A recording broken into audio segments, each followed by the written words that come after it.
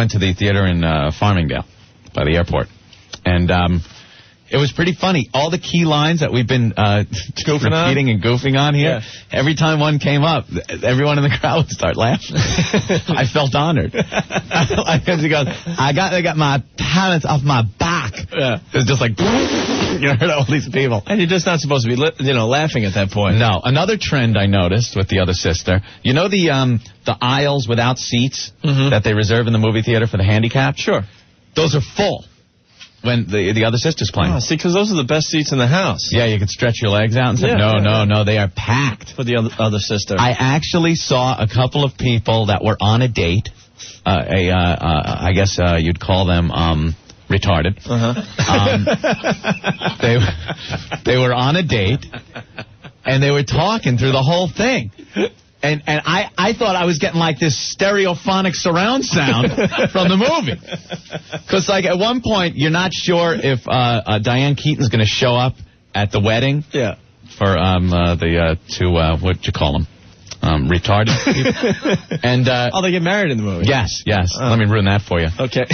And from behind me, I'm hearing, she'll show up. And she'll show up at the wedding. And I'm just like, oh my God, I just saw this on the screen. Yeah. The sex scene. Hysterical. Yeah? Hysterical. Why is it hysterical? Well, I didn't know how far they were going to go. Because they finally decided to do it on Thanksgiving. Because Thanksgiving is a special day. So they go, they're at the guy's apartment. And they kind of, have dinner and go he goes into this bedroom and she goes into the bathroom and they start disrobing. Oof. Now I'm watching, this is going on until they're in their underwear. She's like, you look nice naked. And she's wearing these big white bloomers, this huge industrial bra thing. But then they went into the bedroom, and that was it. They didn't show anymore. I was hoping for some steamy tard sex. They didn't show the retard sex? No, they didn't, Opie. All right. But it was a lovely movie. Jen shed a little tear. Did she really? Yeah, I knew she would. It was there was some sensitive little moments in there when the guy realized he didn't pass his little test at the school and she did, and he's in his doggy suit on the floor crying. Yeah, I was tearing up at that point too. Oh yeah. All right. Hey, before Ralph leaves, because he's got his coat on. Yeah. Ralph's a huge Black Crowes fan. So am I. Went to the Beacon on Saturday night. Want to say hi to everyone I met there, by the way. God, a lot of people love our show, man. Wow, can't figure that by the ratings. Yeah, you'd never know that. No, not at all. But man, they were reciting bits and everything. Pretty strange. How about that? Maybe they should get a diary or something. I don't know. But anyway, you saw the show, right, Ralph? I saw the first portion. Yeah. What the hell happened to Chris Robinson? Did he have the same outfit on Saturday that he had on Thursday? Was it like the hot pink? No, he didn't do the hot pink. He had like some kind of thing. He had some kind of real bright lime green top on, tight aqua blue stretch pants. Well, no shoes. In his defense, on Thursday night, somebody jumped up on stage during Blackberry, and he smacked him with the mic stand and kicked his butt right off stage. What? And he said, "You better be ready to fight if you want to come on my stage." Really? So even though he's dressing like Rod Stewart, he isn't. Well, the point I'm trying to make, all of a sudden he's feminine. I've seen the Crowes, I don't know, at least 8 times. Well, according he to always had like that hippie look. Yeah. We all saw the beard and the bell bottoms, and he's just a dude out there that smoked a lot of dope before he went on stage. He had a glam, feminine thing happening at the Beacon, which I found just really strange. It's a phase. He's going through a phase. You see him strutting and moving his hips, and then. Oh, he always did that. Not like Saturday. Yeah, it's a little more exaggerated. Major exaggerated. A little swishy. Not that there's anything wrong with that. Well, the point I'm trying to make is he's obviously changed his complete style. Watch what you say, Opie. You'll end up in the paper. We'll get into that later. Your picture. Well, according to him, the clothes he buys, they come right off the rack, Mm-hmm. Where? Exactly. So where is this rack? What rack is that? What are you talking about? It just looks like he went to the Liberace School of Performing all of a sudden. He has changed his act, but the band sounded absolutely great. Yeah, that new guitarist they got. Holy. I always forget his name. I forgot his name, Cry of Love. He was from Cry of Love. Right. With the big-ass afro. It's a strange name. Yeah, he's got big hair. Real big hair, but boy, can he play. Yeah. Isn't the Rack a club on Christopher Street? Clothes come right off the rack. He's going back to that. Yeah, right. But, and the new CD, By Your Side, played just incredibly well at the Beacon. I was psyched. Yeah, it did. I went home and faster. Faster? Go faster. I liked Heavy.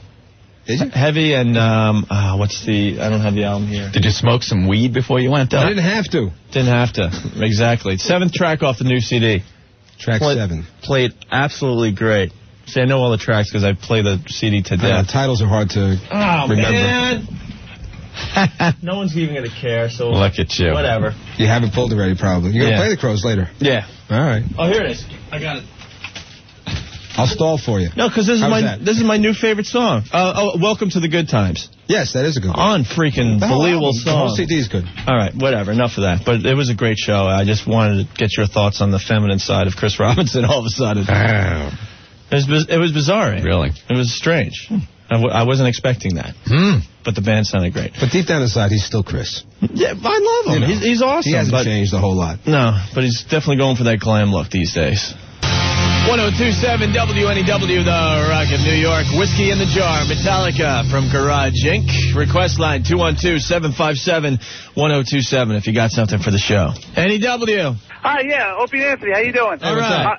I'm just calling because let me tell you something. I got suckered into seeing that crap The Other Sister also this weekend. Check it out. I went on a date. It's one of the first times I've gone on a date with this girl, and it turns out that she's a special ed teacher. To make matters worse, I'm trying my best not to laugh, and I'm in there. There's a bunch of stiffs in there too. Nobody's laughing. All of a sudden, that kid started talking about getting married. Yeah. And I thought about you guys, and I'm thinking, I want to get married. I start losing it. I'm laughing uncontrollably. And it wasn't even a funny scene, really. And the girl said to me, she's like, why are you laughing? Like, is this funny? Is this funny to you? I was like, kinda, you know. And I'm telling you, the night just went downhill from there. I'm telling you, I didn't get any Tuesday Night Hummer Club. Forget about that, you know. I was waiting the whole time for Julia Lewis. Yeah. I was hoping that the jukebox would come on and start kicking ass like in Natural Born Killers, but, you know, it never happened. Never happened. No, kind of a different role. Yeah. So, I don't know. Just want to let you guys know what I thought of it. Well, what do you think of the movie? Do you give it 2 thumbs up? I give it 1 thumb up, you know. I mean, because it was funny. Yeah, other than that, though, it was a total waste of money. And if prices go up to $9.50, it would be a complete waste, you know? All right, man. All right, just want to let you know. Thank you. Later. Bye. I think we wrecked it for a lot of people. Cause now we're getting instant feedback here from Laz from Jersey, and he writes, so I'm getting a Hummer for my girl on Saturday. The TV was on, the volume's up. The retard commercial comes on. I start hysterically laughing. She takes offense. Hummer time was interrupted. I end up with you-know-what, thanks to you effing guys. Blue balls. Now forget about me even trying to become a member tomorrow. Thanks, guys. Sorry. Yeah, I tell you, people were laughing in the movie theater. Yeah. When the lines came on that we always recite here on our show. 1027 WNEW, the Rock of New York. The latest from Tom Petty off his new CD, Echo. That's free, girl, now. The CD will be in stores April 13th. You're hanging with Opie and Anthony. On the way, some Foghat, Pink Floyd next. And on the line, Ant, we got Brian from Comac. Brian? We were talking about it earlier in the show. I guess late last week, I was in such a bad mood, I decided to give away the ending to Message in a Bottle. Kevin Costner movie, yeah. And I just want to save a lot of the guys a trip to the movie theater, knowing that the chicks would drag them to the theater, because it's been labeled a chick flick. Right. So I went on the air and just told everyone that Kevin Costner dies at the end of the movie. But then we said that's not good enough. We really needed someone to go to the crowded theater and just before the movie started to stand up and yell it to everyone that's sitting there waiting for the movie to begin. Yeah. Well, Brian and Comac did it. Really? Yeah. You got to take her. Well, let's see what it's all about here. Brian. Yes. It's you? Yeah, it is. You got the tape of this or what? I got it. Get out of here. So explain what happened. What theater you go to? All right, we went to the Comac Multiplex. Yeah. So we go in, we get it all, we scattered out. We count how many movie theaters it's down so we can have the car waiting in the back. So I don't feel like getting shot or nothing. So I go up, I buy 1 ticket. I felt like such a loser going in there with 1 ticket. I walk all the way to the front, sit down. I wait till the coming attractions are over, and just when it's perfectly quiet and the music's coming on, I get up, I scream it out, Kevin Costner dies at the end of this movie, and I just ran out. I wish I had a bullhorn, but I didn't. So I went to the middle, waved my hands, got everybody's attention. Screamed. So what did they do? I don't know. Everybody was looking around, what the hell's going on? Yeah. And then I just ran. Wow. I don't want to stick around. I went out the back door. That's funny. And then what? You had the getaway car and you guys took off? Took off. We almost got in an accident leaving too. You gotta watch out. Going so fast. And you taped it? We taped it. All right, let's hear the tape. All right, hold on. Showtime. Lights going out. Movie's coming on. Here we go. Here we go, mother. Can I have everybody's attention, please? Kevin Costner dies at the end of this movie. Thank you.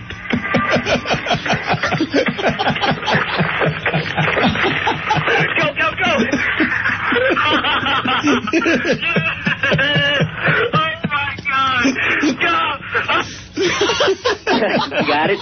You lunatic. That's awesome. We got to hang out with you, man. I've been listening to you guys since the beginning, man. The Cuban song, all that. Yeah. I love it.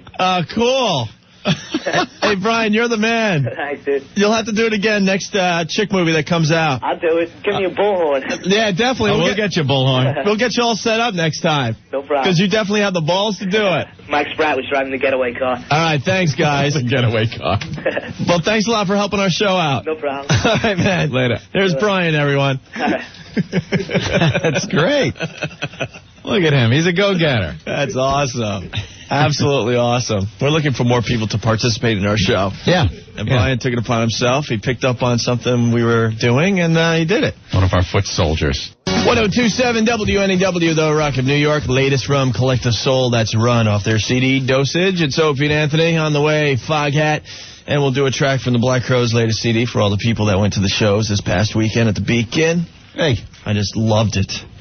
It was one of the loudest shows, though, I've seen in recent years. My ears were ringing. I think we're until just this morning. Getting a little older, and it bothers you a little more. I don't know. A lot of when people. you were in your teens and stuff, you didn't care. I used to go to that. What was that place? The Long Island Arena in Comac. Go see bands play there. Yeah, Molly Hatchet's playing with Skinner, and just you didn't care. You're right by the PA, just getting blown out. Didn't matter. I don't know. I went to the show Saturday, and now it's like I need earplugs. Well. Even late last night, I'm just hearing... Yeah. I thought it was the middle of summer because I felt like I was listening to, crickets and stuff in my ears. Yeah, I can't take the volume like I used to. Oh, man. But it's bad. I need the TV on at night all the time because if it's too quiet in the room, that's all I hear. It's like I got two seashells. Two big conchs near my head. What? Conch shells. Oh, conchs. Like, what the hell have you been up to? Nothing worse than having two big smelly conchs by your head. Oh, well. Opie, are you gearing up? For what? Y2K? Oh, yeah, I'm just freaking out about it. I'm reading in the paper a couple of senators, Chris Dodd and Robert Bennett, are saying that it's going to be catastrophic. Y2K. Of course, year 2000 rolls around. Computers can't identify it as 2000, so it reverts back to what it knows, 1900, and everything just screws up. Right. Planes fall out of the sky, Opie, because air traffic control isn't working. The computers on board the planes don't work. The banks won't work. You can't get your money. Be anarchy. Well, how much money you need for a day or two? Oh, a day or two. It's gonna crash everything. A couple days before the year 2000, I'll take out a couple $100. It'll be fine. That's what everyone says. Go to the grocery store a week before. What's they say happen? Stock up on canned goods. Stock up like you were stocking up for a huge storm, they say, or even like nuclear holocaust. Why? How does the food get to the United States or to your supermarket? In a truck. So what's going to be the problem? You need to stock up on food. You won't be able to buy it. You won't have money. People won't have cash. They won't have the banks. The registers won't work in the supermarkets. It's going to be a huge catastrophe, Opie. You don't believe it? Neither do I. Not really. Not really. I mean, what's the Chinese New Year? What is that now? The year of the hare. It's over, 4,000 though, right? Yeah, something like that. Well, how did they handle their Y2K? Their Y24. With their abacus. Didn't their abacuses screw up? Well, I was watching like Meet the Press and stuff this weekend. Yeah, I do watch those programs. I know it's a surprise that Opie and Anthony try to get some intelligence in their lives, but They were talking about the threat of nuclear war with the Y2K. Yes. And one of the senators said, a likely scenario is if we needed to launch a nuclear attack, when the Y2K, the year 2000 hits, they won't be able to. Oh, because some people are saying they'll just launch indiscriminately. No, they said the odds of that happening are so slim it's not even worth talking about. But the other is true. If for some reason they need to launch some rockets New Year's Eve 2000, that could be a problem. For a little Dick Clark display. We're going to launch a few nuclear warheads for you. Oh, damn, they didn't work. You know? I don't know. That'd be a perfect time for another country to attack us. Yeah, because we would think it was a glitch. Yeah. So I would look out for a nuclear attack. Okay. Although there's nobody really left to attack us. I don't know, man. The Russians are gone. No, I miss the Soviet Union. Haven't you seen 60 Minutes and stuff and what's going on with the nuclear warheads in Russia? Yeah, but they're so broken up over there. They don't know where their missiles are anymore. Yeah, but what's one or two? They lob them over. It's nothing. And they say the guys that guard them, they're so poor they don't have shoes or nothing. The odds are they could take a bribe and sell them. Or they're selling them off to the Arabs. Well, you know what it is? It's very touchy, but you're not getting that whole... See, I miss when we had the Soviet Union. It was this united thing we could all hate and be afraid of. Remember, there was always this constant looming of a nuclear war that we lived under. God, I miss that. That fear was kind of fun in a weird, strange way. And I think it brought us all together as a country, Opie. See, maybe that's why there's so much bickering in our borders these days. You know? It's because we don't have a common enemy like the Soviet Union to hate anymore. There was always remember Uncle Ronnie used to make his speeches? The evil empire. Well, the bombing starts in 5 minutes. Don't you miss that? Yeah, I do. The Ruskies. Not at all. Because, we have the Chinese, okay. They're a superpower and they have the bomb, but their rockets suck. You know? We launch a missile. And then they, light the fuse and the big wooden stick missile goes off? So you're saying they have nuclear technology, they just don't... Well, they don't really have delivery systems. They don't have a delivery system? Although Bill Clinton's trying to change that.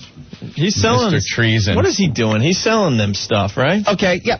Bear with me. Mr. Clinton. A bunch of companies want to launch satellites at a cheap rate. So they go look to China and their rocket delivery systems to launch it. We launch a discount. Okay, sure. So every time they launch them, their rockets blow up. Maybe we should not put gunpowder in nose cone. Yoshi, light fuse. But they keep blowing up. Yeah. So these companies go, hey, why can't the Chinese build good rockets? Well, they don't have the technology. So they give a bunch of money to Bill Clinton for his campaign and stuff, and Clinton lightens up the restrictions on selling technology to China. So he gets the money from the companies get the cheap rate from China. China gets rocket technology from the United States that they promised not to use in their military program. Oh, yeah. Yeah, we promise! Cross finger! You know it damn well, and they've proven that they are using it. So that's our buddy Bill Clinton also, Mr. Treason. Not only the rocket in his pants getting him in trouble, but Chinese rockets. Well, now the senators want Clinton to comment on the rape charge. Yeah, that too. Yeah. He's the woman making rape allegations. Well, they're saying this is more serious than anything else he's had in his face. Now, come on, what are you going to believe, a crying woman or me?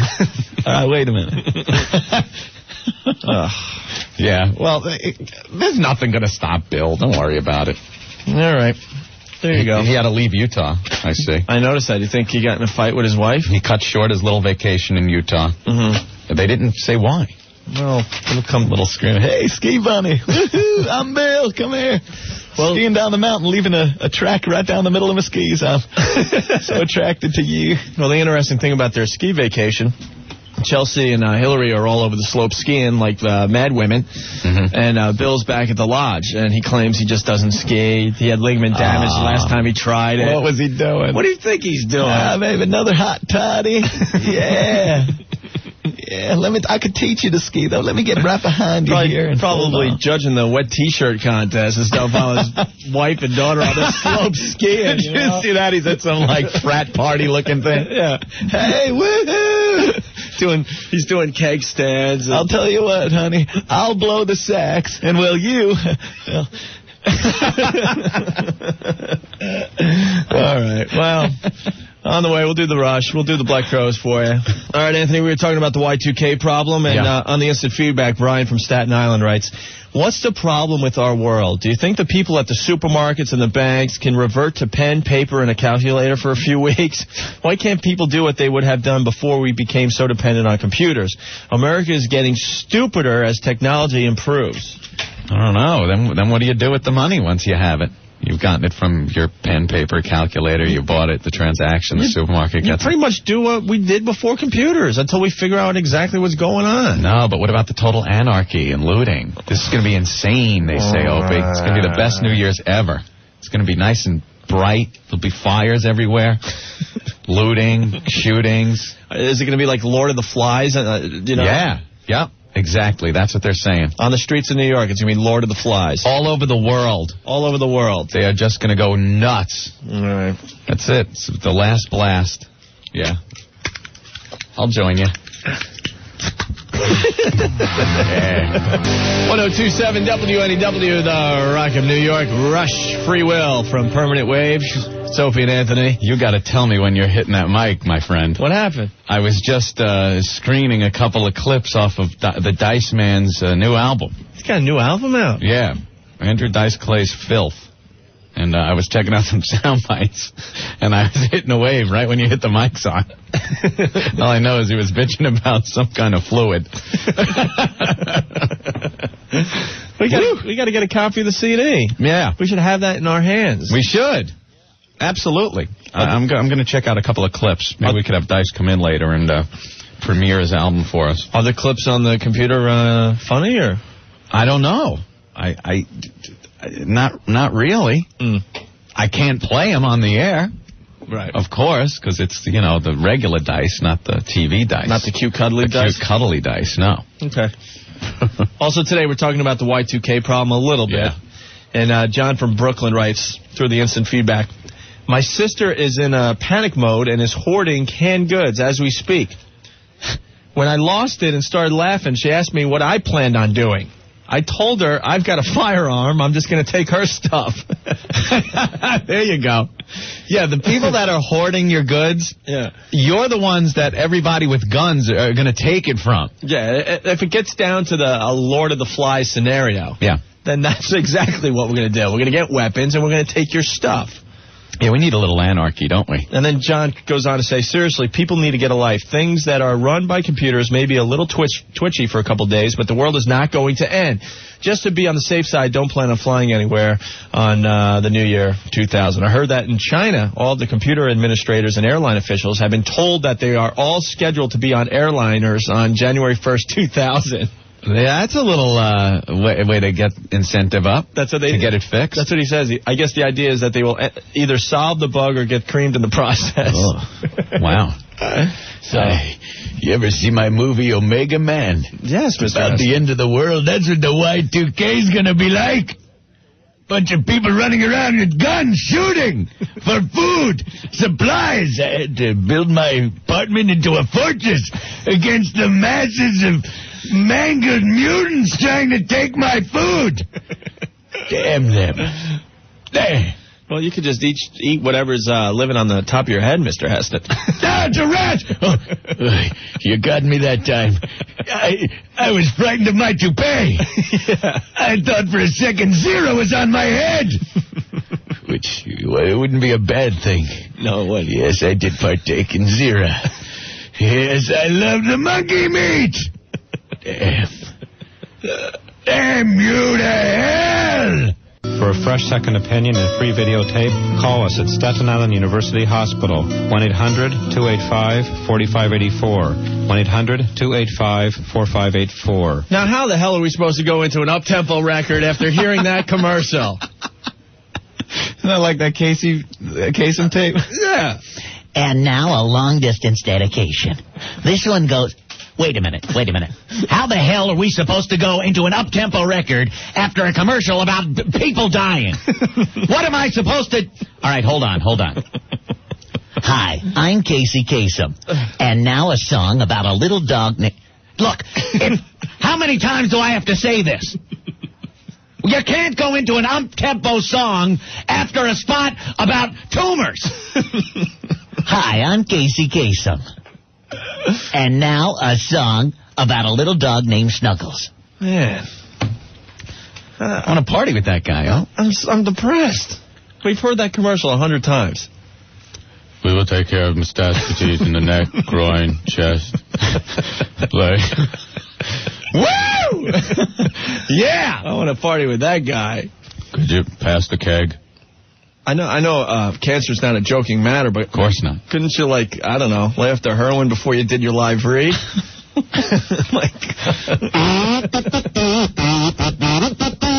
Come, get lasers. Radioactive seed implantment. Chemo.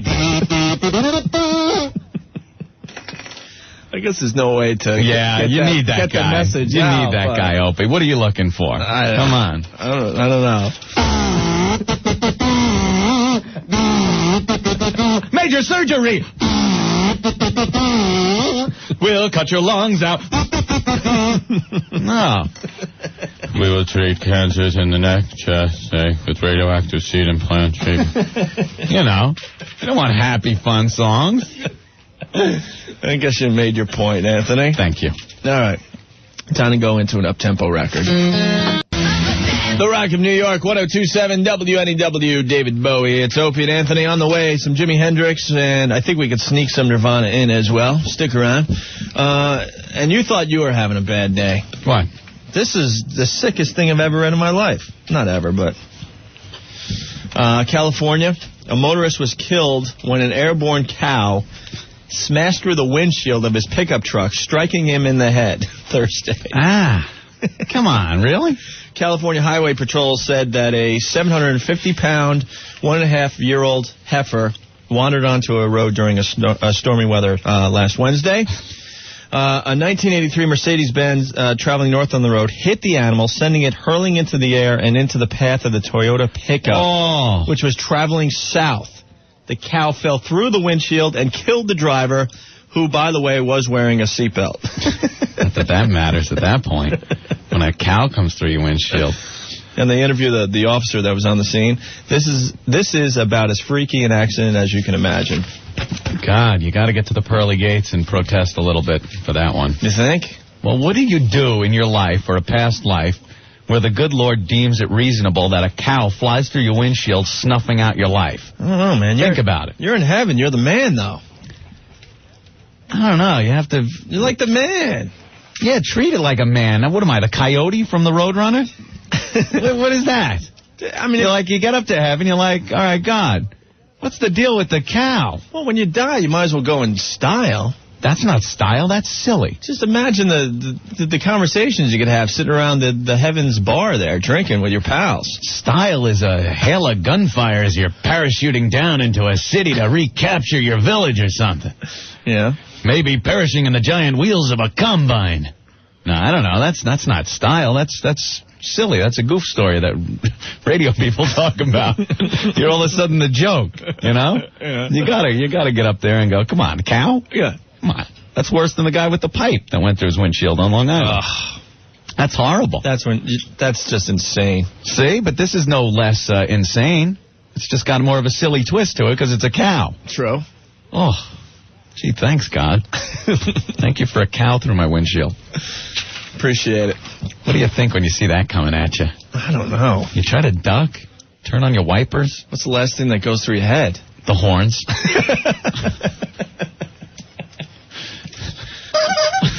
That was like a wacky horn. That was like a slow pitch right down the middle for Anthony to swing over the fence. Thank you. All right. Got something to add to this mess. Do we have faxes coming in? I haven't seen any. 212-957-WNEW, or you can give us a call, 212-757-1027. We're busy reading our article that's in Stepping Out magazine. Is this on newsstands yet? I don't know. We're on the front page of Stepping Out magazine. We got the cover, Anthony. Oh, well. This is our first cover in New York, man. It's our cover issue. Look at that. Chauncey picked the best picture of us, I must say. Oh, yeah. Thanks, Chauncey. Well, we look absolutely miserable on your cover. He doesn't, we don't have the power to pick our own pictures, Opie. No. I guess it comes out Wednesday, because it says from Wednesday, March 3rd, Stepping Out Magazine. Yeah. WNEW. What a shock. Opie and Anthony. How about that? With a huge article inside. There's me giving the finger. There's Anthony picking his nose. That's zany. All right. Talk about Howard in here and Boyd Gary. I'm just scanning the article. Rocky Allen. When did we do this interview? Like 6 months ago, right? Yeah, this was done, 6 months ago. What took so long? Okay. Because now it's like wait, let us do an interview now. Yeah, we need a follow-up interview. Yeah, definitely. Chauncey, if you're listening, we need a follow-up interview. Things have changed since you interviewed us. We need to update our answers on, let's say, 99.9% of these questions. Well, check it out for yourself. It's the latest issue of Stepping Out magazine. On newsstands, I'm assuming Wednesday, you'll see our mugs on the cover. Doesn't Stepping Out sound like a gay magazine? I always thought it was. Yeah. So now we're going to be on the cover of this Stepping Out, and it looks like, like Out magazine. Yeah. We're being outed, Opie. We're previewing the new Dice CD. Oh, this is funny stuff. Off mic, because... Not the way it's meant to be funny. We haven't found a clip yet that we can even put on the radio. It's horrible. 102.7 WNEW, the Rock of New York. That's the band Indigenous and the song Now That You're Gone. It's Opie and Anthony. Quickly got to read Steve's instant email here. He's, I'm assuming, the owner of Amazing Heroes in Union, New Jersey. Guys, I thought you would like to know that the wedding of Popeye and Olive comic is due in stores this Wednesday. I just got my invoice, and comic stores should have them then.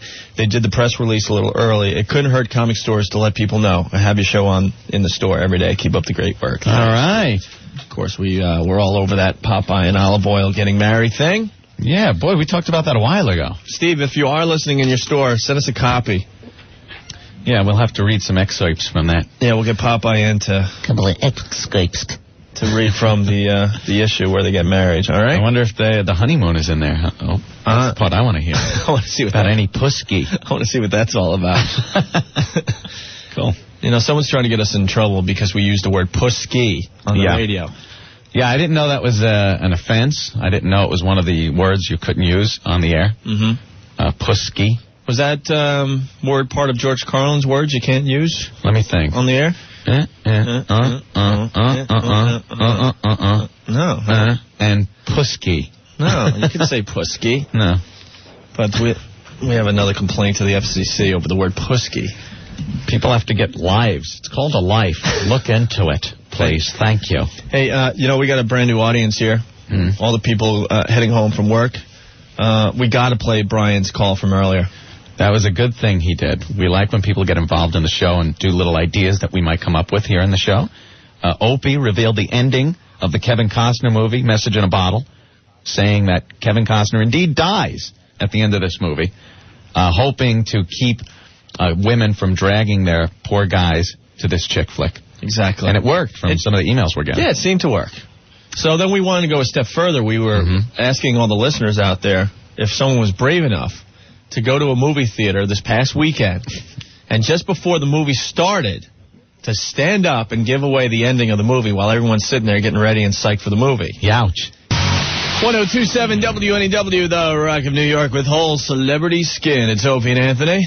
Hello. Thanks for joining us today. We appreciate it. We're in a much better mood today. Yes, we are. Indeed. So, Anthony, do you think Leonardo DiCaprio is a fag? I don't actually like the terminology you're using, Opie. I use it in a loving way. I think Leonardo DiCaprio... All right. I'll be politically correct. Anthony, do you think Leonardo DiCaprio is a pickle smuggler? Oh, but do you want your picture in the paper next to the grease man? What? And Imus? All right. Do you think Leonardo DiCaprio is a butler?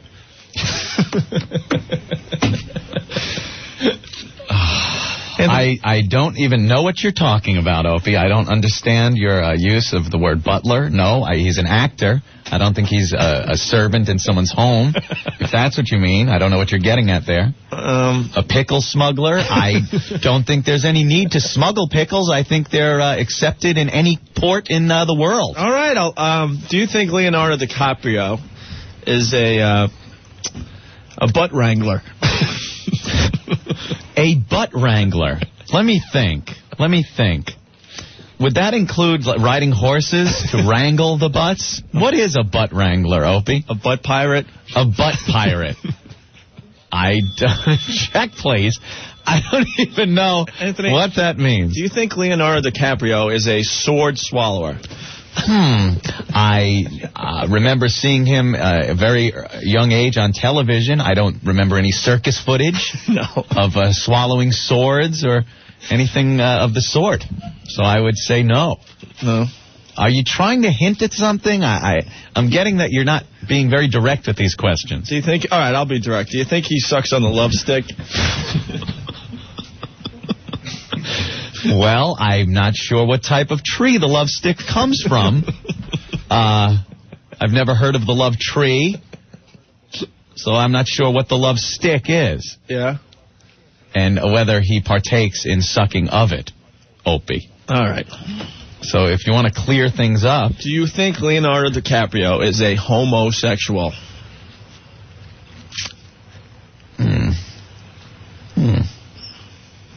Oh, a gerbil jammer. Oh. Well, yeah. No, who am I to say what his sexual preference is? Well, there's a big story in the paper today, and I was just wondering. A big story in the paper. Yes, he was in his hotel in Thailand where he's filming a movie. Mm-hmm. This beautiful blonde girl comes in. And they describe her as a beautiful, buxom blonde. Yes. Comes in and starts taking her clothes off. Okay. Let's see. Let's do a little multiple choice and see what you would do. Well, okay. Beautiful, buxom blonde. Okay. Taking her clothes off. He was in bed, and he was woken by this. Okay, let's see. Okay, listen. Oh, what? Makes $20 million a movie. Mm-hmm. Okay? He's single. Yes. Kind of has a girlfriend that he just started seeing. In Thailand. Doesn't count. On the other side of the world. Mm-hmm. And what does he do, Anthony? All right, let's see. Let's see what I would do. Let's see. A, jump on her and have wild, passionate sex. And no one will ever know. B, sit down, have a little chat, a couple of drinks, then jump on her, have wild, passionate sex. Can I add C? C, yes, you can add C.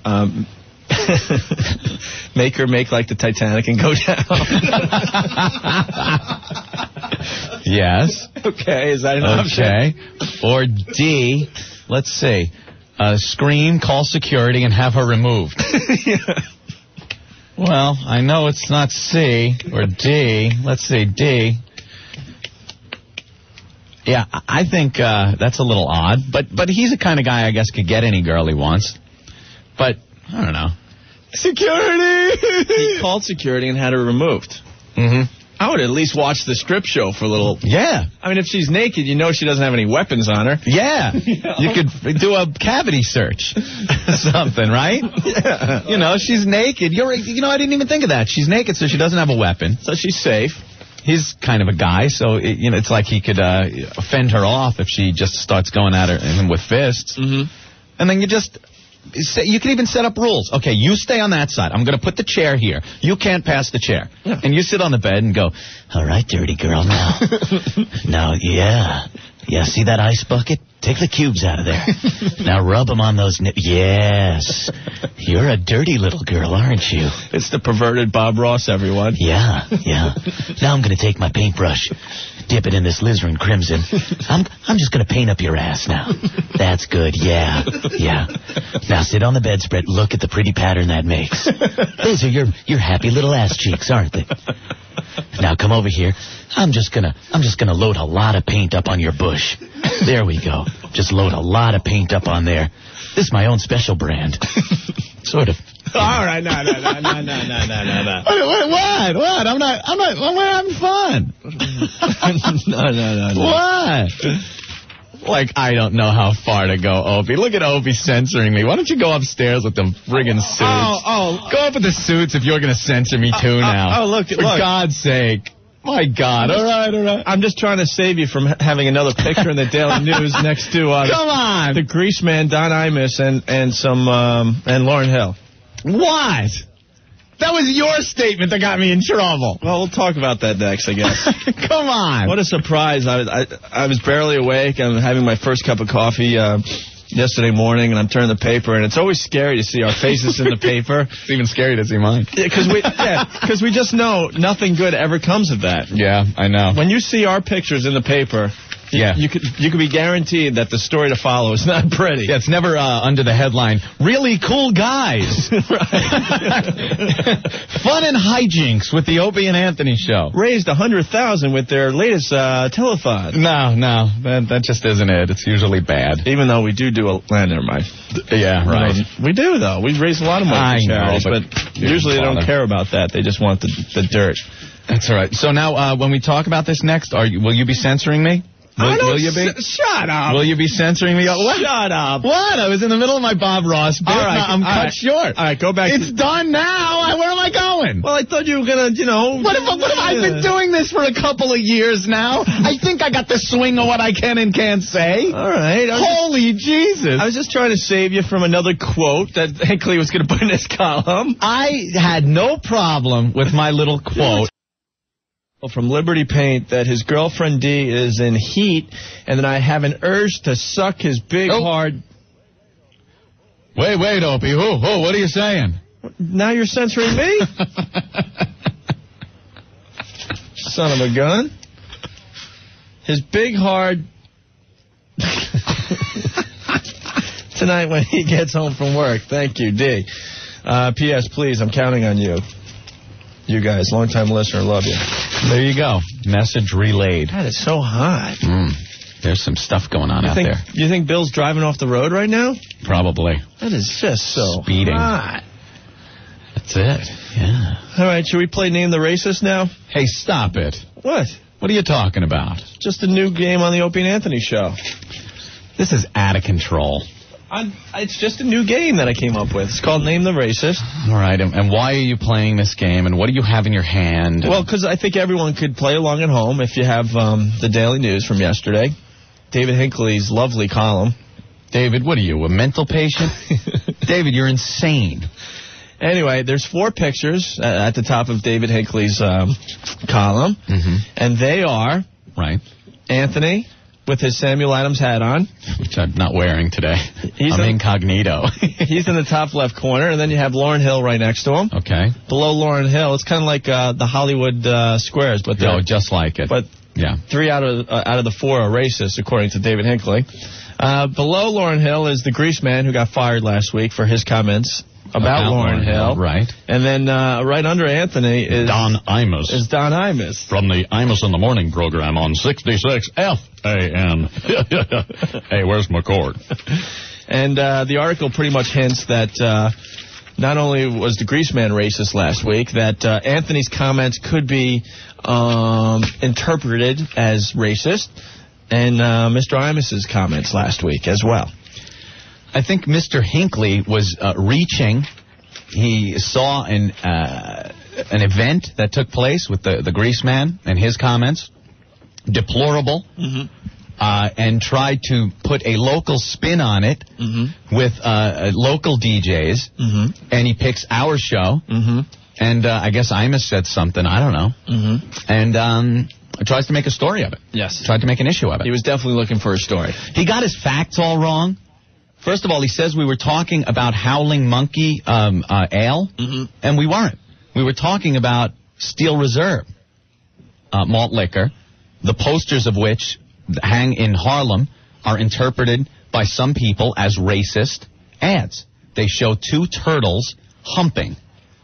Now, we also had Howling Monkey ale in the studio. Yes. So I said, I don't see what is racist about a poster showing 2 humping monkeys, because I saw the Howling Monkey bottle, and we were talking about Howling Monkey beer and Steel Reserve malt liquor. Yeah. And then right after that, I said, I mean howling.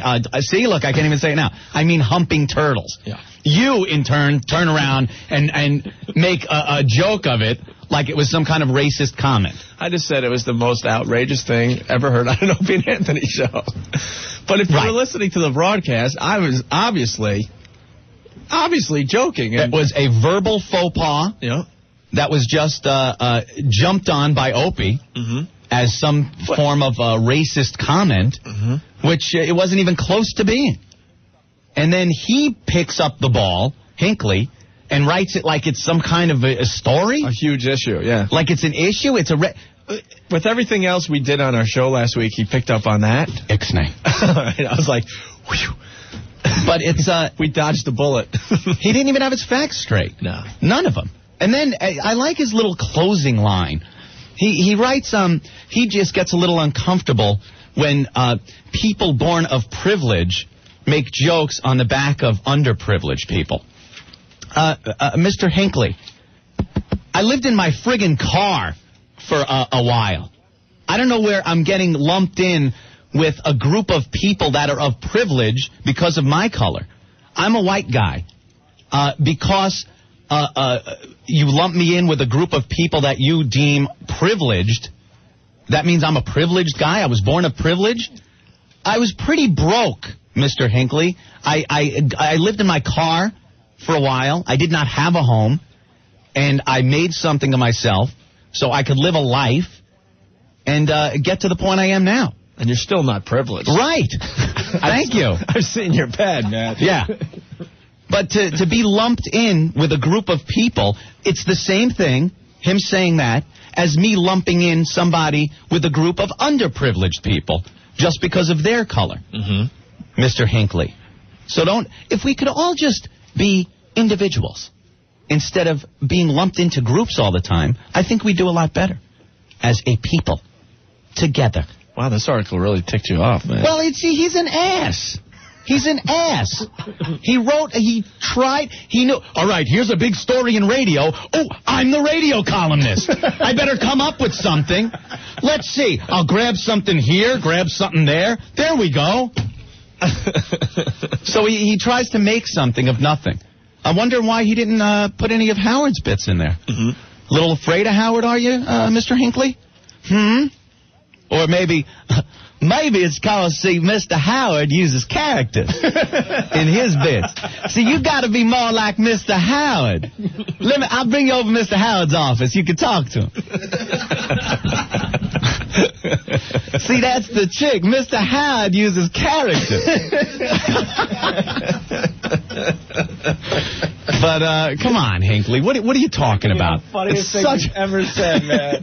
It's such a non-issue, that thing. If you're going to grab at anyone's slip of the tongue and write that in the paper that it could be a racist comment, we better all start holding our tongues. We better all start walking around with speechwriters so we can talk like the president, not understand a word they say. Or Alan Greenspan, even better. Or Alan Greenspan. You ever notice how politicians talk? They when they're asked a simple question, hey, what do you think about this? And they're, well, given the latitude of the situational climate in the... You know why they say that? So every word is written by a speechwriter, so it cannot be interpreted or twisted any other way. So they talk like robot idiots. It's going to get to that point where every human being walking the face of the earth has to have a speechwriter, or else, oops, I said the wrong thing. You're fired! You know? Yes. Yes, Opie. Very good. That's my statement on my fun little picture in the Daily News, Mr. Hinckley. And you know what? It was still funny as hell. See, you got to be more like Mr. Howard. Use character. Anyway, what were you saying about Alice in Wonderland? Because we're kind of on this subject a little bit here. Yeah, there's things like that just blow by. I don't know. Alice in Wonderland. Watching it last night. I couldn't watch it. Well, Martin Short with a big head. Jen wanted to watch it. It was a little disturbing. Yeah, it was just like, I don't like him with a medium-sized head. I didn't want to see him with a big head. Well, Jen kind of wanted to watch it. Was it good, honestly? I was playing Half-Life. I have no clue. But I saw a couple of scenes. There was one scene where she's in the rabbit's house, and she drinks the little potion and grows to this huge size. And 2 Irish guys come over to the rabbit, and they're trying to figure out how to get the big Alice out of the house. Well, one of the Irish guys is calling the other Patty, which is a derogatory term to Irish. And at one point, one pulls out a flask, and the other one grabs it and says, hey, takes a drink. I mean, that is, if you want to really pick at things, is degrading and derogatory towards Irish. But that's on TV. I see Star Jones this morning on The View. She's mentioning how bikers are being discriminated against in some restaurants because of their leather and hats and tats and chains. And she says, well, let me tell you, if I walk into a restaurant, I'm not going to sit next to a biker like that with all that big jacket and stuff. And I'm thinking to myself, now what if you turn around to Star Jones and say, if I walk into a restaurant and I see a black gentleman wearing big baggy pants, I'm not going to sit next to him. She'd freak out. Of course you would. Yeah. Well, hypocrisy. Hypocrisy running rampant. All over this lovely nation of ours, but all right. We got to get it together, people. But you like making fun of the Irish, right? Well, who doesn't? Oh, but okay, good. You scared me there. I thought you were like, you know. And then I see the other one. Who's the comedian on that show? I use the term loosely. She's not a comedian. Joy Behar. Joy Behar. She's talking about they had a story about some Hispanic kid who at 12 years old started having a beard mustache, and the school made him shave. And there's some kind of a thing going on where in Hispanic communities, shaving at 15 is like this groundbreaking thing. So she turns around and goes, well, in Italian families, the girls have the same rule. Yeah. That's just funny. I'm sorry. Now, you could twist it around. A comedian. You could twist it around, though, saying, come on, it's an Italian slam. Yeah. But where's the outcry? You know what I mean? What can I say? Just pointing out some hypocrisies. All right, Earl. Thank you. That's about the little Daily News article. That's how I feel. Earl, do you like Anthony's picture in the... Isn't that good, Earl? Thanks. Guess me and you can't hang out anymore, Earl. Isn't it cute? I wish. God, look how old Imus is, though. No, what are you talking about? I didn't realize how old he was.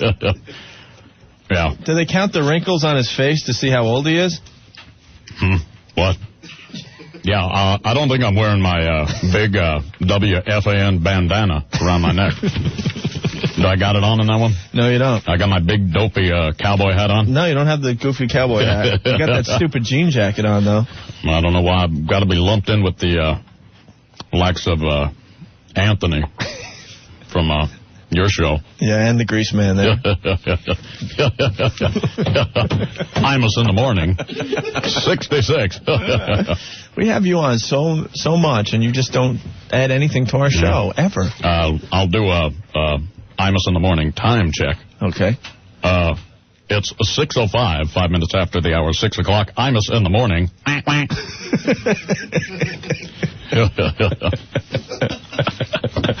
Yeah, I'm in great company there. All right. Pick the one person I'm not embarrassed to be seen with on that picture. It could be a Grammy Award winner. 1027 WNEW, The Rock of New York, Pearl Jam, and Van Halen before that. Sammy Hagar coming in tomorrow still? Next week? Ben, grab a mic. You've been on our show 100 times. A week from tomorrow. Yeah, put that long thing in front of your face. I thought tomorrow was the day for Sammy Hagar. Really? Is Johnny Lang coming in next week, too? Yeah, same day. Oh, so it's a week from tomorrow. We're going to have Johnny Lang playing live on our show, and then Sammy Hagar stopping by for a visit. Cool. And we're doing this invitation-only thing? Yeah. What's that about with Sammy Hagar? Just our listeners at an undisclosed location somewhere here in Manhattan that night. Oh. All right, very good. Oh, by the way, I sat next to Ben at the Black Crow show. You did? Yeah. Did you get some? He was with a chick. What was his name? I mean, she looks just like you. You guys both have the funky little artsy-fartsy glasses on and stuff. And was that the girl you were at Caroline's with? Yes. They were sucking face and stuff. Yeah? Yeah, I got some proof. Whose face? Who was he? How about those guys next to us? Yeah, did you get a contact buzz? Well, those guys were smoking so many joints. I was like, and every 2 seconds, dude. I gotta be honest, I just don't smoke pot anymore. I just hate it. I lose my mind. But I definitely left the Beacon Theater high. Contact high. I'm serious. There was it was like a mushroom cloud. It's the Crows, man. What do you expect? No, I've been there a million times. I understand that. But the guys next to us, they were lighting up joint after joint after joint. And nobody was coming around, saying, hey, put that out. Man, you don't even know where to begin. You're a security guard. You're a security guard at the Black Crow Show. Where do you begin? Right. I guess I'll start with the guy right next to me. There were so many people smoking dope. I have never seen so many screwed up people as came out of that show on Thursday night. Everybody was just great. Call our listeners screwed up. No, that's good. Really. We only have 10. Yeah, we appreciate it. Oh, that's part of the fun. No, it's bizarre. So I'm leaving the Crows, and so many people coming up talking about the Opie and Anthony show. Yeah. I love Yoshi. I love the Tuesday Night Hummer Club. I love this. I love that. We hear a lot of people that enjoy what we're doing here, sure. And then, people come up to us and go, you guys must be, like, just huger than huge. You must be, like, have so many listeners. You must be so rich. You guys you are the talk of New York. Like... no, we're not. No. We had another ratings come out, right? We have ratings that come out every month. Yeah. You're not supposed to pay attention to them, though. You only pay attention to the ones that come out every 3 months. Oh, yeah. No one really pays attention around here. No one cares. Every month. So yeah, sure. The latest ratings came out, and we can't BS anymore. We're not even on the chart. It's ridiculous. Our show, that is supposed to be this big, huge, talk of the town thing, is not even listed. It's so bad. Yeah. I don't understand. And then we'll go to the phones and people go, no, this has got to be impossible. No, we know they're there. We know the listeners are there. I could plunk down a phone. No, man. Me and all my friends, we all listen to you. Everyone at work listens to you. I've told 100 people and they're listening to you. It's not showing up. We know they're listening. Maybe we need a commercial. Maybe we need one of those sporty commercials. Maybe we need Terry Garr. You think? Yeah, we need Terry Garr. I listen to NEW. It's such a great station. You know those commercials she does? You think we need a wacky little commercial? We need the commercial with Terry Garr when she was hot. 30 years ago. Now it's like Grandma doing... Did you ever see the episode of the original Star Trek she was on? Yes. She was a babe. What happened? All of a sudden, it's like Terry Garr's mom. Yeah. I don't want her, promoting our station or our show. And I walked into the deli, and it was on, and in the hair salon, and it was on, and everybody's listening. It's just so great. Shut up! Yeah. Know what I'm going to do? We need a commercial for our show. Yeah. Obviously. Or we're going to simply be out of New York. That's obvious. How many more months do you think we honestly have left? I don't know. If you had to guess. We've been here 8.5 months. We still have no ratings. None whatsoever. Matter of fact, the ratings have gone down since we've been on the air. I don't know. And with all these people, we go to the Long Show Brewery in Garden City. There's 700 people just losing it. Doesn't make sense. I don't know. What do we do? Well, we need to start promoting the show. A commercial? I'm thinking of maybe gaining 100 pounds. Yeah. And I'll get a big, huge boom box. And I'll, dance goofy in front of a brick wall, like that old commercial. Really? Remember that one? I certainly do. What station was that for? Was that for NEW? No. Was it? It was. It was for NEW? We were the station that had the big fat guy with the boombox? Oh, my Lord. Excuse me. Yeah. Don Imus here. I have an idea for a commercial. Okay. See, you stand in front of a wall. Yeah. Actually, you're behind the wall. Yeah. And you got chainsaws. And you cut a big hole. And you step out and go, if we weren't so bad, we wouldn't be so good. So we used for NBC. That seemed to work for you guys. Yeah, it was great. Yeah. Me and Howard, Soupy. Yeah. Wolfman. Yeah. BB, right. What? Who? And then you step out and you go, NBC.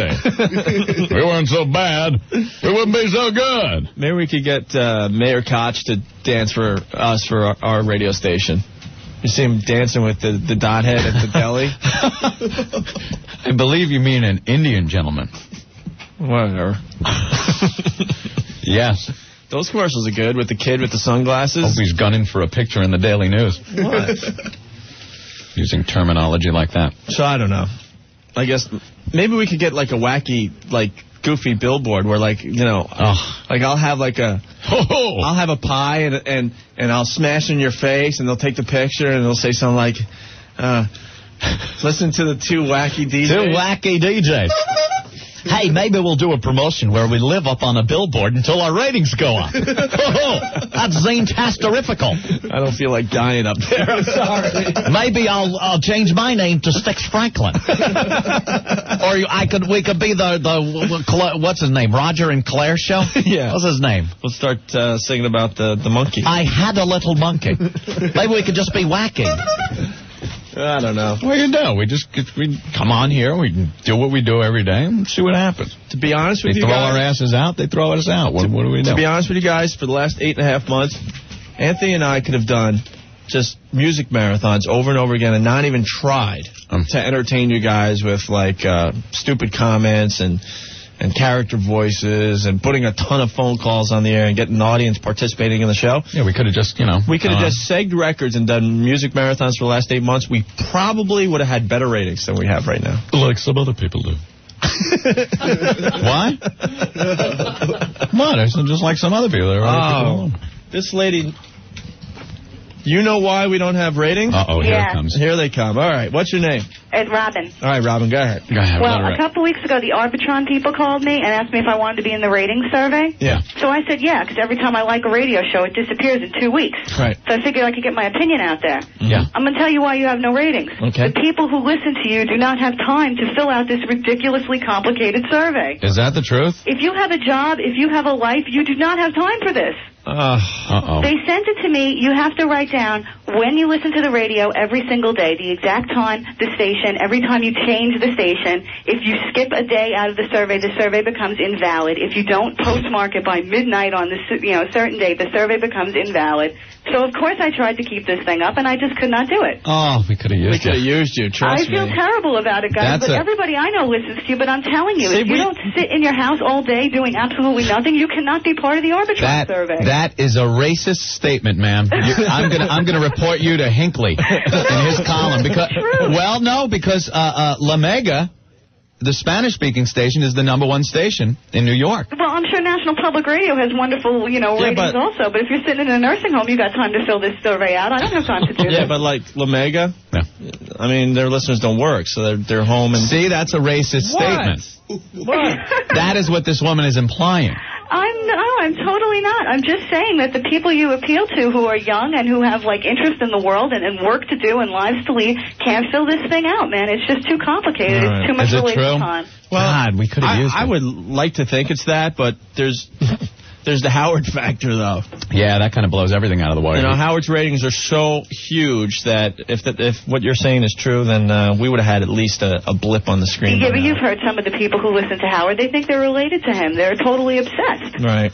So, I don't know. The guy that does the reports in the tunnel have... See, I brainwash him, Robin. What I do.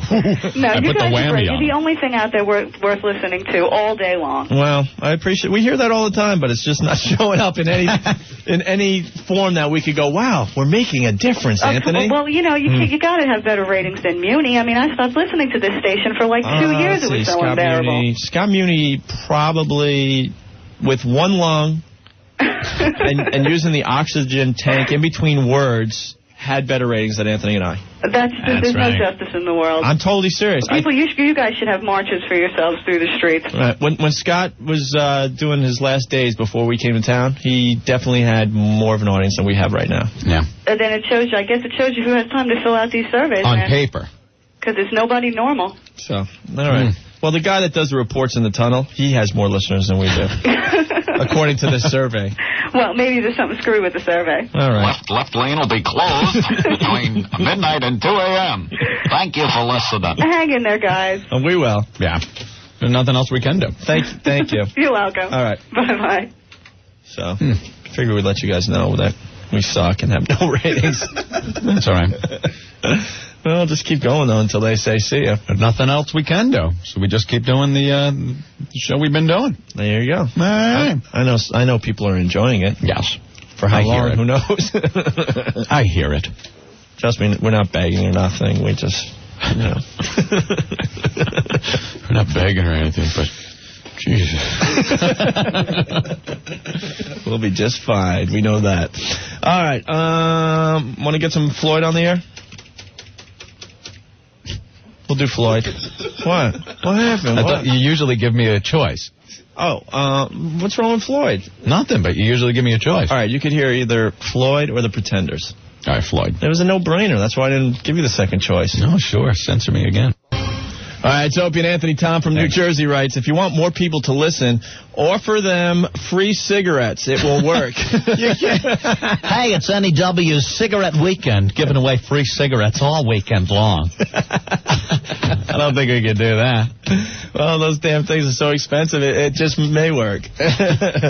All right, now the really boring cancer doctor will intro the next song. Hello. I am from Staten Island University Hospital. We treat cancers of the neck, chest, leg, groin, head, brain with radioactive seed implantment. And to get you up for this procedure, here is Run Like Hell from Pink Floyd. Do you have a metastasis of the neck? A melanoma, carcinoma, any kind of oma? You may need laser surgery on your forehead, eyebrows, nose, lip, chest, neck, head, or ass. Come to our hospital. We will take it out with the latest methods.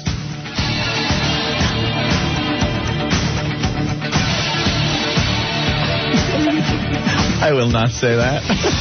The Rock of New York. 1027 WNEW, that's what it's like. From Whitey Ford Sings the Blues. That's Everlast. It's Opie and Anthony. Hello. I don't know. We could go late today if you want. We haven't gone late in a while. No, it's been a while. We'll see how it goes. You want to play phone roulette? Yeah, that's always fun. 212-757-1027. We'll play phone roulette. Got something. Are they doing that Tomb show tonight? Or is that tomorrow? I think it's tomorrow. Tomorrow? Maury Povich going to an Egyptian tomb. Is it in Egypt? Yeah. And what are they going to do? They're going to, like, open a tomb and hopefully there's going to be stuff in it? What they're going to do? Al Capone's vault. Uh-oh. Might remember that. Mm-hmm. Geraldo, Chicago, opens up this vault that's supposed to be Al Capone's vault. And what was inside? Nothing. A bottle, and that's it. Pretty much. And I remember the show's closing. He goes, well, we don't know what's kind of around the corner in the back through there, so we're just going to, we'll tell you about it in the newspaper. Well, you never know. We might dig up something. Oops. Yeah, it was empty. So Maury's going into an Egyptian tomb that has been sealed for thousands of years, Opie. Yeah. He's going to see if he could find any treasures, I guess. No, what's interesting about those shows, or whenever you, like, tune in the Discovery Channel or something, they're going into another tomb. Yeah. They always talk about the real healthy guy that just came down with cancer. Well, there's supposed to be a curse, yeah. Yeah, but they're like, you know, he was a real healthy guy, and now he has cancer. Well, that happens to really healthy guys every day. It's usually how you start out. Yeah, you start healthy, all of a sudden you get cancer. But they make it like he just so happened to get cancer because he was in the tomb, and he was healthy only last week. Well, I don't know. I always find that's ridiculous. Yeah. All right, so, I'm going to watch Raw is War tonight then, I guess. I was bummed last night. I went to watch Sunday night Heat there, and wrestling, and their satellite was down. So they just had audio going for the first half hour, and they replayed last week's. Oh, really? Yeah, I might have missed, a fisting match! Anal intruder match! I was talking to some really big wrestling fans. Yeah. They thought that was really, really funny last week. Well, they'll go for anything now. Yeah, well, the deal is, it was last week on Raw. Yeah. Raw's War. They had Kane, and who was... Kane and The Undertaker. Oh, that's right, The Undertaker. Will head to the ring in an Inferno match. And the match Like, was, all right, Vince. you know, the person loses when he's lit on fire. Engulfed in flames. Engulfed in flames. And Vince McMahon, he just suggests these matches, and the wrestlers, no matter what, will agree to anything. Yeah. So we took it a step further and said, can you imagine if Vince McMahon said, Rock, Stone Cold, you guys are going to be in a fisting match. An anal rape match. Right. All right, Vince, you bring him on. I'll whoop his ass. Doesn't anyone else find that a little strange that they'll admit that, you know, they'll agree to anything? That is weird. All right, in the ring is going to be Ken Shamrock and Mankind in a Hummer match. The loser must give a Hummer to the opponent. All right, Vince. Have a nice day. Look, I'll give a Hummer to Shamrock if I lose. It's just hysterical. They're out of control. Well, Monday's a tough night for TV because I have to watch Raw's War. Yeah. But then I have to watch the Tom Green show on MTV. Yeah. We got to support him because his show is it's very hysterical. funny. It's out there, but it's funny as hell. Well, you can. I finally saw the soccer one, by the way. That was funny. Yeah. That you were talking about last week. He was bringing out the a boombox onto the soccer field. Like little kids are playing soccer, and he's blasting what, like... and he's running around the field. Interrupting the game, kicking the ball. The refs are trying to kick him off the field. And he was just annoying as obnoxious. hell. It's so funny, man. Great show. You can watch Raw and tape the show. Oh, yeah. Oh, wait a minute. That's right. What am I, crazy? We're talking about Opie and his VCR. Yeah, it's just a nightmare. You have to be watching the show that is on TV to tape something, Opie? Pretty much, yeah. Why don't you go to Radio Shack? Get yourself some cables and splitters and switches. I'll figure it out, man. I'll figure it out. Opie's got the Y2K problem in his house already. It's every electrical thing. Did you get the problem fixed with your PlayStation where you don't have to screw with wires? Oh, yeah, I figured that out finally. Oh, well, good. Yeah. Almost done with Tomb Raider. Are you? I'm in London. How much longer do you think you got? Antarctica to go. Honestly, I'll be done. I should be done this time next week. Very good. Because I've upped my playing to 10 hours a day. 10 hours a day. Oh, good. No, I'm just kidding. I was so pissed off this weekend about the Hinckley column that I was on Half-Life for upwards of 8 to 10 hours a day. Mm-hmm. Just going crazy. Getting some aggression out. Oh, aggression's like crazy. Everybody in front of me was Hinckley. Yeah. Double barrels. It's great. Crossbow. I loved it. Hi, NEW. Hello. NEW. This is what we call phone roulette. NEW. Okay, that was a good one. Is that what that is? Hi, NEW. NEW. You're on the air. You're on the air. Please turn your radio down, sir. Okay. This is all right. 2 for 2. Hi, NEW. Hello? Hey, there's a live person. All right, what's up? Who's the Tomb Raider addict? What? Who else is the Tomb Raider addict? That's Opie. That's Opie? I'm addicted to that thing. Which one's he playing? 3. 3? Oh, I'm still on 2. Still on 2? You know, I didn't I didn't play 1 or 2. I hope you went right to 3. I went right to 3, and the guy, as I'm buying the game, he started laughing at me. He goes, "You're nuts." Because I didn't know any of the moves. Nothing. I just went with it. My wife hates it because I come home from work and I hop on the Tomb Raider. Yeah, they don't like that. That's not what they consider quality time. No. Well, you got to get your wife involved. Like Sandy is my co-pilot. Oh, yeah? Yeah, she'll run upstairs on the computer, get, I don't think she enjoys that as much as you. No, she's. You make it out. I swear we could call her. Really? I don't think so either. No, I swear to God. Swear to God, she's into it. She'll run upstairs if I get stuck, and she'll find like a walkthrough page and get some hints and stuff for me. So I guess you're not playing enough. You've got to piss her off. No. You got to play. Yeah, you're definitely not playing enough. Yeah, you're not playing enough. Are you up at 3:30 in the morning? No. See? No, he's not playing enough. No, he's not. It's obvious. And the wife's yelling, "Come to bed!" No, you know. One more. I'll pause it. I gotta get to a safe spot. No. Yeah. That's the truth. But what you gotta do is I sat through Rosie today. I sat through X-Files last night. I'm in. Oh, the trade-off? Yeah, you gotta do little trade-offs. Yeah, that's true. I've never really been into. You know what's weird? When I do watch X-Files, I love the show, but I just can't be bothered. But I sit through it last night, as a sacrifice, making believe. Seems like every week one of them's like threatening to die. One of them's going to be dead from the commercials. I can't be bothered with the X-Files. So, I watched X-Files, and then I got to play for a couple hours after that. Couple hours? What are you going to do in a couple hours? You can't even warm up. But I can't. You got to play until your spine hurts. No, I can't. From sitting and your fingers. My thumbs hurt. My thumbs are... How's your thumbs, man? Oh, they get all cramped up. Yeah, they're all like chewed. I lost like 5 layers on my left thumb. I come to bed and Jen freaks out because my feet are ice cold because no circulation has gone to my feet because I've been sitting so long. So I go up to bed and it's like I'm walking like I need braces. I need like those crippled kid braces. My legs are like Do you walk like a newborn calf? Up to bed like a brand newborn moose. My legs. For me, it's like sex, After that, I just want to go to sleep, so. Yeah, it's really. I hear you. It's really. I had my 3 hours of Tomb Raider. It's time for bed. I must say, Tomb Raider 3 got me through this winter. Oh, those really boring weekends where it was just rainy and snowy and just crap.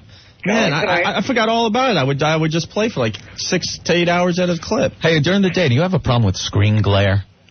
Yeah. On my TV, you mean? Yeah. Well, TV. That's cute.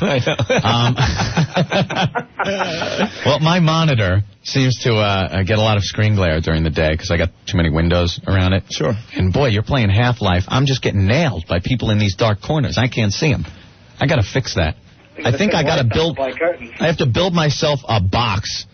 Jen will love that. I'm going to build a box in the house that I can put all my stuff in and, close it. Pressurized door. No screen glare. So you don't interrupt playing Tomb Raider. That's why I don't play much before work because of that problem. The glare is just a pain in the neck. Yeah. Yeah, I don't play till after. In fact, I'm all the way home. I'm going to go hit the Tomb Raider now. All right, man. Hey, I'll catch you later. Good talking to you guys. You guys are great. Hey, thanks. Hey, Opie. Yeah. Woo-hoo.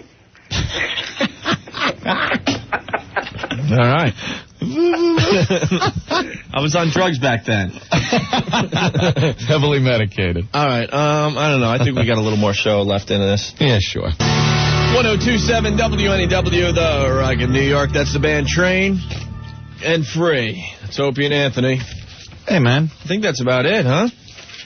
You have anything else to add to this mess today? No, not till tomorrow. All right. Hummer Tuesday. Yes, we got to play Stephen Lynch's song that he made for the Tuesday Night Hummer Club. His Hummer song. Matt from Cold Spring Harbor writes, do you guys think that learning to drive at night on a busy highway with a neon green sign taped to the back of your car that says learning to drive is stupid, or is it just me? I witnessed this the other night and was wondering your opinion. You guys are great. Keep it up, Matt. A neon light that said learning to drive? Yeah. A neon green sign taped to the back of the car. That's kind of embarrassing. It really is. Oof. Might as well just write, I am a dork. Yeah. Well, learning to drive kind of sucks. It is pretty rough, and people do pressure you. But you don't need the pressure of a sign on the back. My dad taught me. Yeah? I got my learner's permit, and he goes, okay, you got your permit. Jump in the car. Not even start in, a parking lot or something. No, I'm driving home from motor vehicle. 4-lane highway, not exaggerating. Jump right in. And then we get down the side street. I took this turn way too fast and almost got into a huge head-on collision where he was freaking out. I'm like, Dad, why are you going so fast? Because I never drove before. Oh, stop. You should know not to go that fast, even if you haven't driven. And I'm talking 15. Get the learner's permit. 15? Yeah, 15. I had a car by 15. I know. Well, you were a California dude for a while. Learned on a doom buggy at 12. No. I was shifting. You sound privileged. Yeah, that was my privileged upbringing. See, you were privileged. That's all we had was the doom buggy. Hi, NEW. Hi, what's the website address? For what? For your website. Well, I thought he was reading our mind. Well, most of our...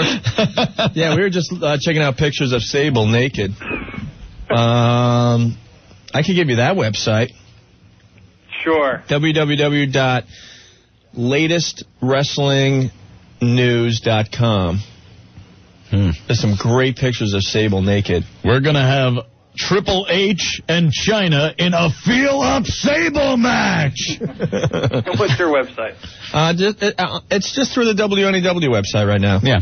Oh. What is that, just WNEW.com? That's it. Yeah, we have pictures of Tara up there, and that's about it right now. Oh, okay. I believe. We're still looking for a challenger for Tara. Thus far, no one has come forward. I try, but I don't think I have what it takes. All right, man. Well, yeah, that's it for now. But we're going to start adding a lot more pictures and clips from our show and stuff. So yeah, all kinds of things to get us in trouble. We're going to start building it finally. Sounds good. All right, but just go to the WNEW website and click on our pictures. Go from there. All right, thanks. All right, man. Bye-bye. Yeah, those sable pics are pretty hot. Hi, NEW. Hi, how you doing? All right. This Opie or Anthony? Both, yeah. You're on the air. Oh, boy, isn't that fun? Don't say how a you guys bad doing? word. I just wanted to call. You guys are talking about nobody listening to you. I listen to you all the time on the road. Well, you guys are great. Well, we hear that all the time, but as far as ratings go, it's pretty much being proven that no one is listening to our radio show. I agree with the woman that was on the show earlier who was saying how those things can be a pain in the butt. Yeah. Yeah. Yeah, because I belong to the NFO. I fill those things out all the time. And you do have to sit down and take a lot of time with them. Well, it's just frustrating because, honestly, for the last 8.5 months out, Ant and I could have got the lead out, done something really stupid, like music marathons over and over again. Yeah, you were saying. And we would probably have more listeners right now. And that's pathetic because if it comes down to that, I have no desire to do radio. No desire. If I had to sit here and just sing songs and say, hey, I'm getting the lead out. Huh? You know? I think your chat's pretty good. You guys got some good stuff going on. Yeah, we're having fun. It's good. You're sitting in a car. You sit there. You have a good laugh. You know, it takes the boredom out of driving around. Right. Well, cool, man. I appreciate it. Well, Thank you. Maybe our luck will change. You never know. Why, are they thinking of taking you off the air? No, I wouldn't say that. I just know people get about 8 months in this town. We're up to 8 months. So I hope you guys stick around. I think we got a little longer. I think Darian O'Toole lasted, 8 months? I thought it was a year. I don't think she didn't make a year. No? 8 months. Oh, and Bonaducci, I don't think he made a year. And we're heading. No wonder. And we're heading toward 9 months. So you figure it out. I hope you guys stick around. Hey, thanks, man. I'll call back. All right. Adios. Bye.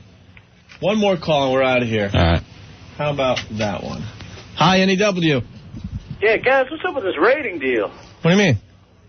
What's that? What do you mean? Who am I talking to? Opie and Anthony. What's up? What's up? Hey. I just heard about you guys from down in Virginia. Really? I moved up here from Virginia probably about 2 months ago. Yeah? And before I came back up, I'd lived in Connecticut all my life. Before I came back up, somebody said, yeah, there's a replacement for Howard on the radio. And I was crushed. I've been a fan of Howard all my life. No, we're at this station, he's at that, and we do different shifts, so. Shifts, you said. That's what I said. Yes, I heard. I think that's what I heard. Yeah. What? Kind of sounded like we do different. Oh, no. We don't want any slips of the tongue misinterpreted on this show to maybe be added to a daily news column. All right, man. No, we're just going to keep pushing forward, and we'll see what happens. Oh, I got family coming up from Virginia. Don't worry about it. All right, man. Hey, Anthony, long live the Italians. Hey, Paisan, huh? Hey, Paisan. There you go. Thank you. My brethren. I watched The Sopranos last night, HBO. That's a great show, man. I haven't checked it out yet. Some Italian groups getting a little PO'd at it because it's kind of, picking up on that stereotype of Italian gangsters. Because you never really see that in real life. No. You know, when they pull in a busload of gangsters from New York City, they rarely have Italian last names. But they're kind of angry because it's portraying Italians in a bad light. Sure. I don't see it that way. I see it as representing criminals who happen to be Italian. Okay, very good. Fun show, though. Yeah, very good. I got to start watching that. I like it. All right. We've done enough today. You want to play commercials? Done enough damage. We had fun today. Yeah. And we'll be playing 4 hours of Christmas music on Christmas morning, so make sure you check that out. That's very cool every year. You turn that on. Mm-hmm. You turn on the Yule log on TV with the sound down, of course, and you have your Christmas morning. And then you open up your presents and have to have that fake smile on your face when you open up a gift that you hate.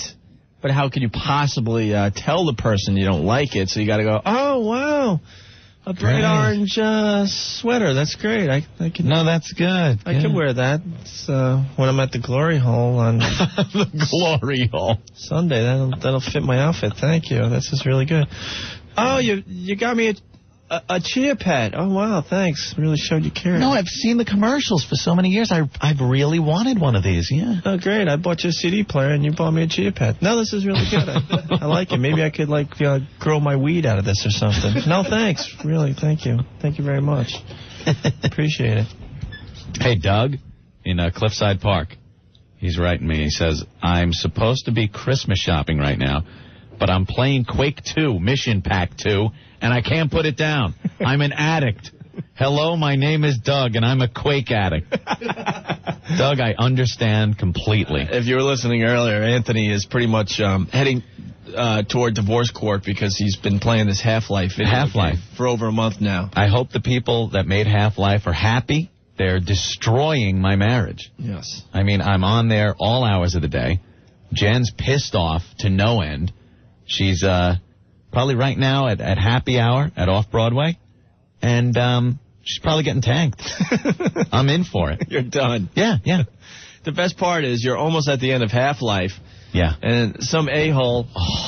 A-hole, you'd be nice. This guy's great. FedEx is another game for you that's just as wild as Half-Life. He FedExes it to me like my marriage can't end fast enough. Quick, get him this. More gas for the fire.